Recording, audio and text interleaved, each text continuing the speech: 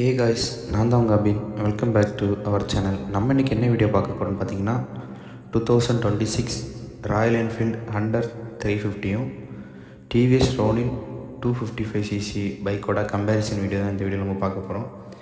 நீங்கள் நம்ம சேனலுக்கு புதுசாக இருந்தால் மறக்காமல் சப்ஸ்கிரைப் பண்ணிக்கோங்க. வாங்க வீடியோக்குள்ளே போகலாம். ஹண்டர் 350ஓட இன்ஜின் பார்த்திங்கன்னா 349cc, பவர்னு பார்த்திங்கன்னா 20.2 ஹார்ஸ் பவரும் 27 Nm டார்க்கும் அந்த பைக்கால் ப்ரொடியூஸ் பண்ண முடியும். அதே இது டிவிஎஸ் ரோனினோட இன்ஜின் பார்த்திங்கன்னா 225cc, பவர்னு பார்த்திங்கன்னா 20 ஹார்ஸ் பவரும் 19.93 Nm டார்க்கும் இந்த பைக்கால் ப்ரொடியூஸ் பண்ண முடியும். இன்ஜின் சைடுன்னு பார்த்திங்கன்னா ராயல் என்ஃபீல்டு ஹண்டர் 350 தான் பவர் இன்ஜின் சைடில் பெஸ்ட்டாக இருக்குது. அப்புறம் மைலேஜ்னு பார்த்திங்கன்னா ஹண்டர் 350ஓட மைலேஜ்னு பார்த்திங்கன்னா 36 கிலோமீட்டர் மைலேஜ் இந்த பைக்கில் கொடுக்க முடியும். அதே இது ரோனின் 225 பைக்கோட மைலேஜ்னு பார்த்தீங்கன்னா 42 கிலோமீட்டர் மைலேஜ் இந்த பைக்கால் கொடுக்க முடியும். இந்த மைலேஜ் சைடுன்னு பார்த்தீங்கன்னா ரோனின் பைக் வந்து ரொம்ப பெஸ்ட்டாக தான் இருக்குது. அப்புறம் கம்ஃபர்ட்னு பார்த்தீங்கன்னா ஹண்டர் 350 வந்து சஸ்பென்ஷன் ஃப்ரண்ட்டில் வந்து டெலஸ்கோபிக் ஃபோர்ஸும் ரியரில் வந்து ட்வின் ஷாக் அப்சரும் யூஸ் பண்ணியிருக்காங்க. இந்த சஸ்பென்ஷனை பொறுத்த வரைக்கும் சில டைமில் ரொம்ப ஹார்டாகவே பிஹேவ் பண்ணும். அதே இது ரோனின் 225ல கொடுத்துருக்க சஸ்பென்ஷன் பார்த்திங்கன்னா ஃப்ரண்டில் அப் சைட் டவுன் ஃபோர்ஸும் ரியரில் வந்து மோனோ ஷாக் அப்சரும் யூஸ் பண்ணியிருக்காங்க. சஸ்பென்ஷன் சைடுன்னு பார்த்தா கூட நீங்கள் ரோனின் 225 வந்து ரொம்பவே சூப்பராக இருக்குது.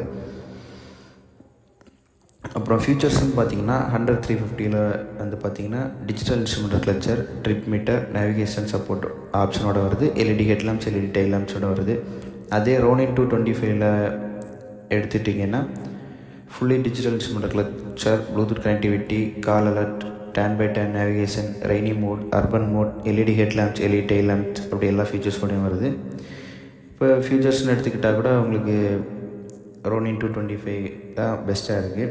அப்புறம் சிட்டி டிராஃபிக்ஸ்க்கு எது பெஸ்ட்டான பைக்குன்னு பார்த்தீங்கன்னா டெய்லி யூசேஜுக்கு எது பெஸ்ட்டான பைக்குன்னு பார்த்தீங்கன்னா டிவிஎஸ் ரோனின்னு சொல்லலாம். அப்புறம் மைலேஜுக்கு எது பெஸ்ட்டான பைக்குன்னு பார்த்தீங்கன்னா டிவிஎஸ் ரோனின் 225 சொல்லலாம். ஹைவே க்ரூசிங், டார்க்கு இதெல்லாம் என்ஜாய் பண்ணோம் அப்படின்னு உண்டுன்னா உங்களுக்கு ராயல் என்ஃபீல்டு ஹண்டர் 350 நீங்கள் சொல்லலாம். கம்ஃபர்ட்டு, சஸ்பென்ஷன் குவாலிட்டி, ஃபீச்சர்ஸ் எல்லாத்துக்குமே எடுத்துக்கிட்டிங்கன்னா ரோனின் 225 வந்து பெஸ்ட்டான பைக்குன்னு சொல்லலாம். ப்ரைஸ்ன்னு பார்த்தீங்கன்னா ஹண்டர் 350ஓட ப்ரைஸ்ன்னு பார்த்தீங்கன்னா 1,82,000 எக்ஸோரூம் ப்ரைஸ்லேருந்து லான்ச் பண்ணியிருக்காங்க.